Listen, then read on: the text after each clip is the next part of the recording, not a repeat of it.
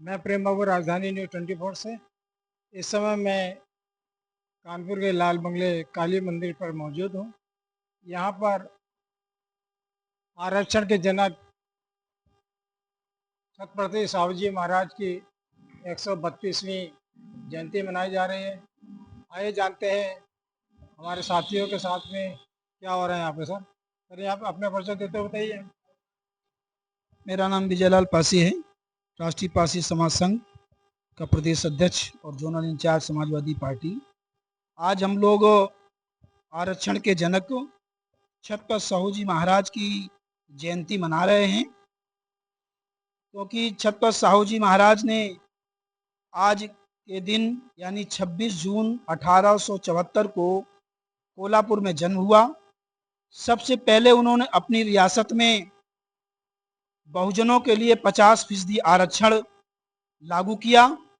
उस आरक्षण का परिणाम ये हुआ कि उनके रियासत में सभी को भागीदारी मिली। भागीदारी के परिणाम से समाज में एक समानता का भाव पैदा हुआ। उसी आधार पे जब देश आज़ाद हुआ, देश की आज़ादी के बाद बाबा साहब डॉक्टर भीमराव अंबेडकर जी ने भारतीय संविधान में 50% की आरक्षण की व्यवस्था की। उस आरक्षण का एक आरक्षण ये समझिए कि खाद पानी की तरह काम करता है।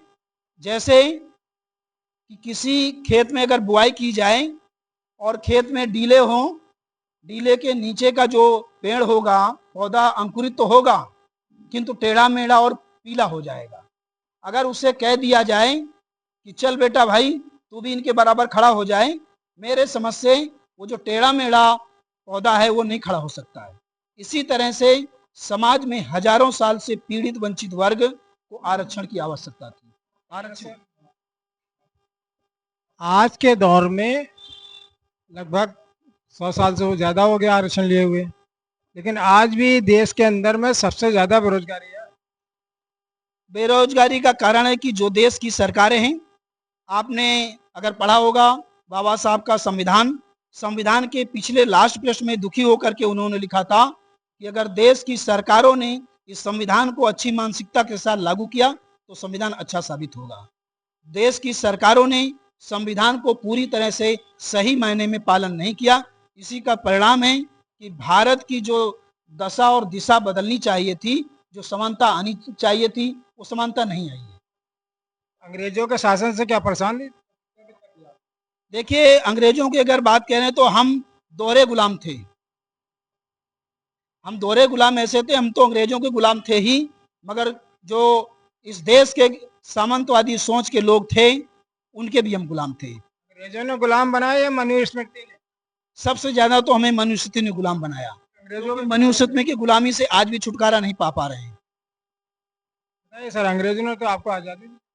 बिल्कुल, हम तो धन्यवाद देते हैं। अपना परिचय दीजिए। मेरा नाम सुनील राजदान है। जो आप बात कर रहे हैं अंग्रेजों की बात, वास्तविकता में इस देश के अंदर अंग्रेज ब्रिटिश हुकूमत ना ही होती तो आज भी दलित वंचित समाज के लोग आज भी गुलामी की तरह जीवन जी रहे होते। आप एकजुट ना होते या खड़े ना होते। जी हाँ, ये सब अंग्रेजों की देन है। शिक्षा के दरवाजे से लेकर के समानता मानवता के दरवाजे, सारे दरवाजे हमारे लिए अंग्रेजों ने खोलने का काम किया। अपने सर परिचय देते हुए बताइए कि आप तो अंग्रेजों के क्या कहेंगे अगर परिचय देते हुए? हाँ, मेरा नाम ऋषि राजपाल है। समग्र रूप से जब भी देखिए, अगर हम भी कहीं पे किसी के देश पे कब्जा करेंगे तो कुछ दिनों बाद वहां पे भी जो अन्याय होता है, एक मानव प्रकृति है अन्याय के खिलाफ खड़े होने की। तो अंग्रेजों ने जो उनका जो पॉजिटिव अगर पक्ष है वो ये है कि उन्होंने यहाँ पे देखा जो भी अन्याय चल रहा था उसको उन्होंने रोकने के, चाहे वो शिक्षा का अधिकार हो, कुछ वर्गों को शिक्षा नहीं थी उनको अधिकार उन्होंने दिया, और जो भी अत्याचार चल रहे थे क्योंकि वो बाहर से आए थे तो उन्होंने आके देखा और उस अत्याचार को उन्होंने दूर किया। इस तरह से वो अगर कहें तो हमारे लिए पॉजिटिव था। और जो निगेटिव था, हम अंग्रेजों के गुलाम तो थे ही, लेकिन वो डबल गुलामी से पहले उस गुलामी जो मानव के ऊपर जो गुलामी थी वो ज्यादा खतरनाक थी। देश की गुलामी उसके बाद दोनों तरह से खतरनाक थी। तो हम दोनों तरीके से मानते हैं कि हमारे लिए बहुत फायदेमंद भी रहे कि उन्होंने जो मानव के रूप में जो जिस तरह से गुलामी थी उसको दूर किया, और उसके बाद हम लोगों ने मिलके अंग्रेजों से भी गुलामी से मुक्ति पाई। जहाँ तक मेरी जानकारी में है, 58 देशों पर अंग्रेजों ने हुकूमत की थी। केवल भारत ही एक ऐसा देश है जिसने अंग्रेजों को भारत से भगाया। अंग्रेज भारत छोड़ो, क्या कहेंगे? यही था, कदम था, ये कितना परसेंट? मैं देवी प्रसाद निषाद, अखिल भारतीय पिछड़ा वर्ग महासभा का अध्यक्ष। अंग्रेज जो आए हैं यहाँ हमारे देश के अंदर, उन्होंने समानता का नियम लागू किया। जिन लोगों के साथ अन्याय हो रहा था उनको अन्याय से मुक्त कराया और शोषण से मुक्त कराया और शिक्षा दे करके उनको योग्य और काबिल बनाने में अपना उनका बहुत बड़ा योगदान रहा। हमको उनका एहसानमंद होना चाहिए। अगर वो 20 साल और रह जाते तो हमारे लोगों के जो हमारा बहुजन शोषित समाज जो है, ये समाज शायद और तरक्की कर जाता। अरे ये लोग तो आज भी अंग्रेजों की गुलामी कर रहे हैं।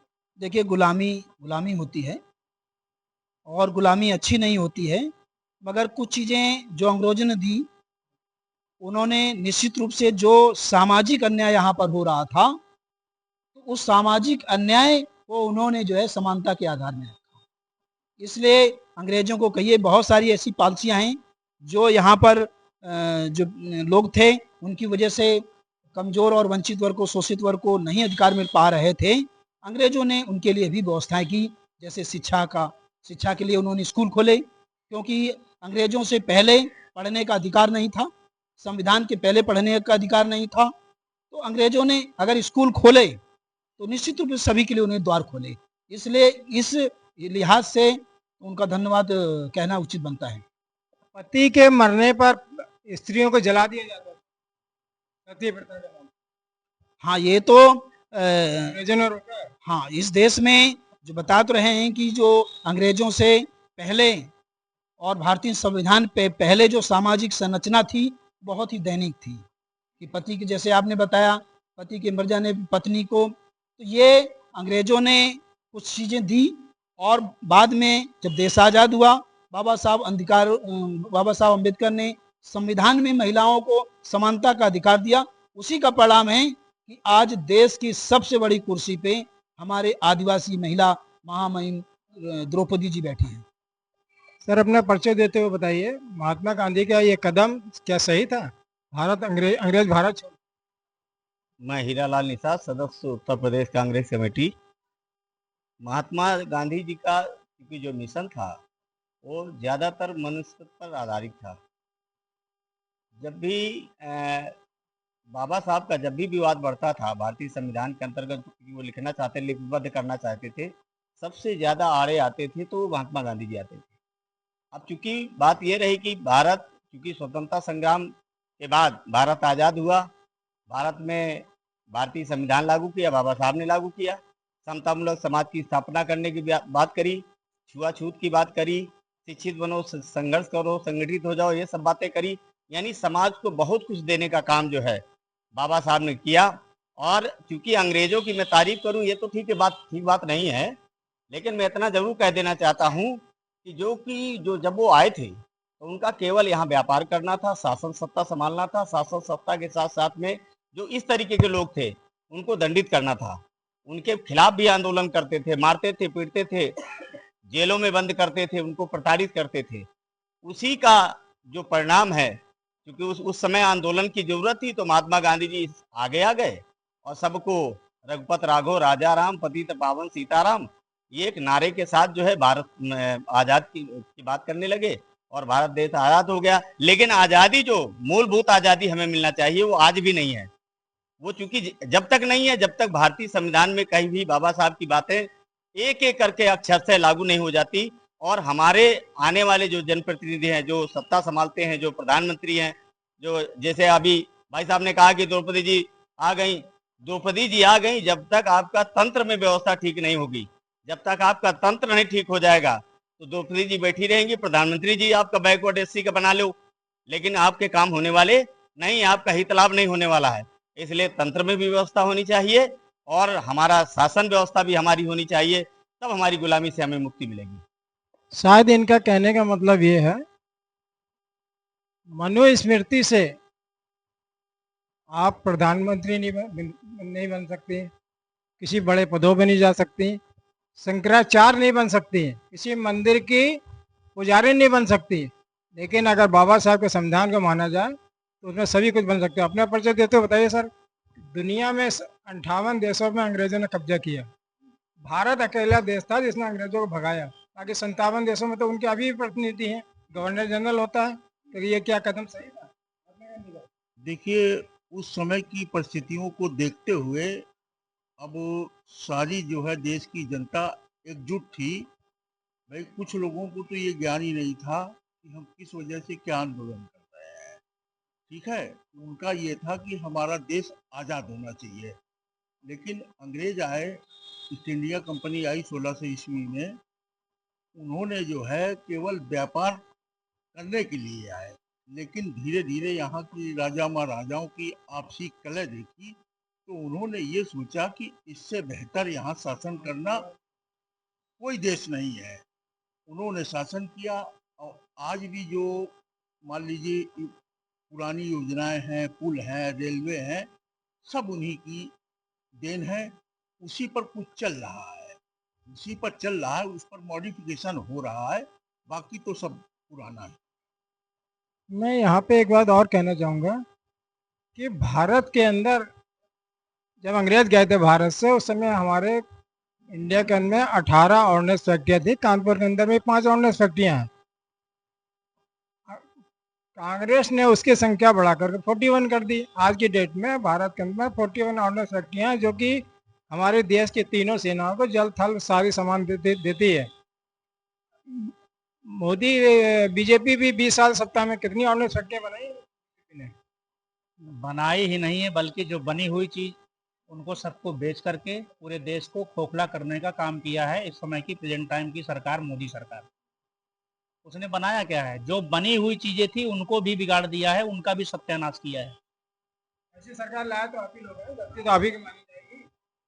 रियल में अगर देखा जाए तो इस समय जनता जो है बीजेपी से त्रस्त है, लेकिन सबसे बड़ा मुद्दा इस समय जो ईवीएम का उठ रहा है, उसके लिए अगर वाकई में बीजेपी निष्पक्ष अगर चुनाव कराना चाहती है और वाकई में उसको ये लगता है कि जनता हमें चाहती है, तो ईवीएम हटा करके बैलेट पेपर से चुनाव क्यों नहीं कराती है? ये कहीं ना कहीं घपलेबाजी करके देश में खोखला करने का एक षड्यंत्र करके ईवीएम मशीन से चुनाव कराती है और सारा षड्यंत्र करके चुनाव बेईमानी से जीत करके सत्ता को हासिल करती है। सच्चाई तो ये है कि अपोजिशन के लोग एकजुट नहीं है। सर बताइए कि क्या कारण है बीजेपी का? हाँ, अपोजिशन एकजुट नहीं है। अपोजिशन एकजुट इसलिए नहीं हो पाता है कि सब लोग अपने अपने महत्वाकांक्षा में सारे, और एनडीए वालों के पास महत्वाकांक्षा नहीं है। संजय निषाद को बता दीजिए कोई महत्वाकांक्षा हो, खाली कैबिनेट मंत्री बन करके क्या कर रहा है समाज के लिए? जिस समाज के मंत्री बना बैठा है उस समाज के लिए क्या कर रहा है? अब बताएं, राजभर क्या कर रहे हैं? क्या कर रहे हैं? शासन तो योगी जी का चल रहा है, सब तो योगी जी के अधीन है। सिर्फ महत्वाकांक्षा राजभर हो जाए, संजय निषाद हो जाए, जितने भी ये सारे लोग अगर अपने समाज और अपने लोगों के साथ खड़े हो जाए जो है, योगी जी क्या कहेंगे? लेकिन सबको अपनी महत्वाकांक्षा पे। सर बताइए कि लोग नाराज भी हैं, आप लोग अलग अलग के विचारधारा हैं, जनता नाखुश है इस सरकार से, ऐसा लोगों को सुनने में आ रहा है। फिर भी ये कैसे सत्ता में आ रहा है? बीजेपी सत्ता गलती हो रही है आप लोगों से?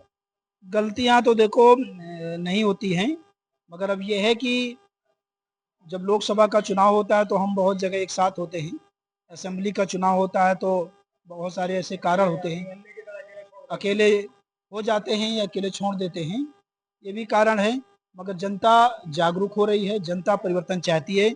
और हमारा तो ये कहना है कि जो भी देश के लोकतंत्र को, भारत के संविधान को बचाना चाहते हैं राजनेता और पार्टियां, उन सभी को चाहिए कि अपने को से ज्यादा देश को ध्यान में रखते हुए एक साथ खड़ा होना चाहिए। तभी हम उनसे जीत सकते हैं और आगे बढ़ सकते हैं और देश को बचा सकते हैं। अगर हम सभी लोग अपना थोड़ा थोड़ा त्याग करेंगे तभी हो सकता है। बहुत बड़ा आरोप लगाया जा रहा है सर, देश की जनता एकजुट है, नेता एकजुट नहीं है, इसीलिए अपोजिशन एनडीए सर गवर्नमेंट। देश की जनता लुभावनी ज्यादा है, लालच में ज्यादा आती है, अंधविश्वास पर ज्यादा जाती है। उसको पता नहीं रहता कि हमको इससे क्या लाभ मिलेगा, क्या हानि होगी। हमारे बच्चे किस गर्त पर जाएंगे, हमारे बच्चे कहाँ पहुँचेंगे, हमारे बच्चों का आने वाली जो पीढ़ी है वो कहाँ जाएगी। ये जिस दिन उस आंकड़ा लग जाएगा उसी दिन सरकार बन जाएगी, सरकार बदल जाएगी। आपने क्या कहा? निश्चित रूप से जो देश में इस समय चल रहा है, हमें जरूरत है सरकार की नाकामियों को जनता तक पहुंचाना। आक्रोश तो है, किंतु किसी न किसी रूप में वो लोगों को बहला लेते हैं। जैसे इस समय चल रहा है, देखिए सबसे ज्यादा अगर नुकसान है तो युवाओं का हो रहा है। युवा हमारे देश के भविष्य हैं और कोई भी पेपर सरकार नहीं करा पाती। आज तक कभी ऐसा नहीं देखा, सरकारें आती और जाती रही, मगर ऐसा नहीं देखा गया है कि सारे पेपर लीक हो रहे हैं।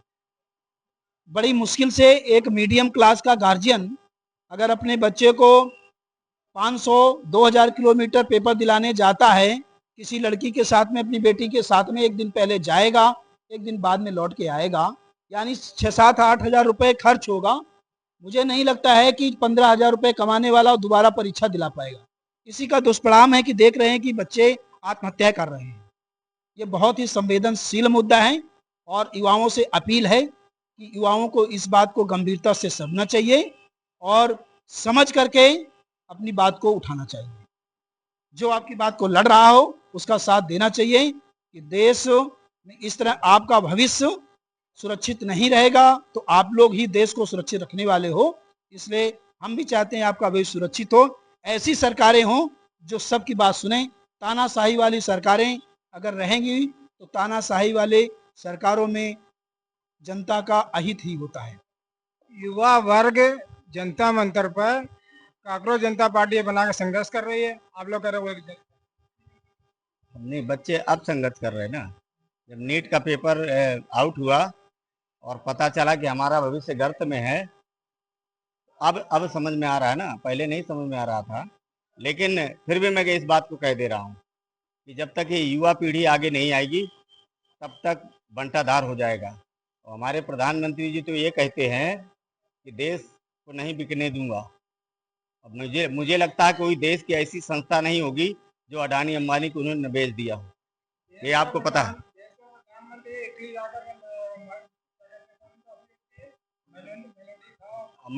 हाँ, तो मेलोडी खाएं और खिलाएं, देश के बारे में क्या चिंता है, खिला ही रहे हैं, आप देख ही रहे हैं भाई। वो इस उम्र में नहीं खिला सकते, आप देख रहे हैं खिला रहे हैं मेलोडी। हम आप नहीं मेलोडी खिला रहे हैं, ना खिलाने जा रहे हैं हम आप। देखो, मैं तो कहता हूँ 1498 में ईस्ट इंडिया कंपनी आई थी व्यापार करने, और व्यापारी का उद्देश्य होता है फायदा। 2014 में गुजरात एंड कंपनी हावी है। एक बात यार, ज्यादातर सोशल मीडिया में चल रहा है कि सारे गुजराती कब्जे किए पड़े। गुजरात एंड कंपनी 2014 में गुजरात एंड कंपनी आई है और देख रहे हैं कि हर चीज पे ब्रांड एक ही लग रहा है।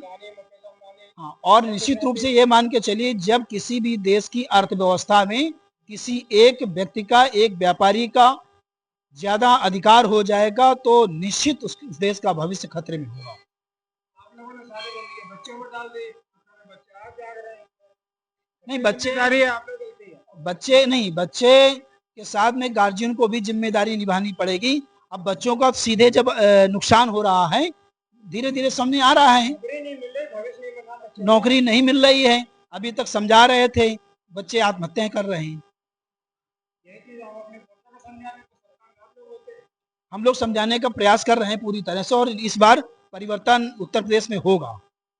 मैं एक सवाल करना चाहूँगा, इस समय बीजेपी एनडीए के साथ में 40 राजनीतिक पार्टियां हैं। बिहार में चुनाव लड़ा था उस समय आप 38 थी, लेकिन झारखंड मुक्ति मोर्चा अलग हो गया था, 37 पार्टियां रह गई। इस समय जो अभी एनडीए की, इंडिया गठबंधन की जब मीटिंग हुई दिल्ली के अंदर, उसमें तो 27 राजनीतिक पार्टियां रह गई, आपकी 11 राजनीतिक पार्टियां अलग हो गई। कैसे मतलब करें? देखिए, कम और ज्यादा तो होती रहे। कल हमारे इंडिया गठबंधन में और दल आ भी सकते हैं। चुनाव आएगा तो अगर 11 गए हैं दल, तो हमारे पास 15 दल आ भी सकते हैं। ऐसा नहीं, पार्टी नहीं, सपना नहीं देखते रहे हैं कि पार्टी के सभी लोग परिवर्तन जो चाहते हैं वो प्रयास कर रहे हैं और समय आने पे साथ में आएंगे।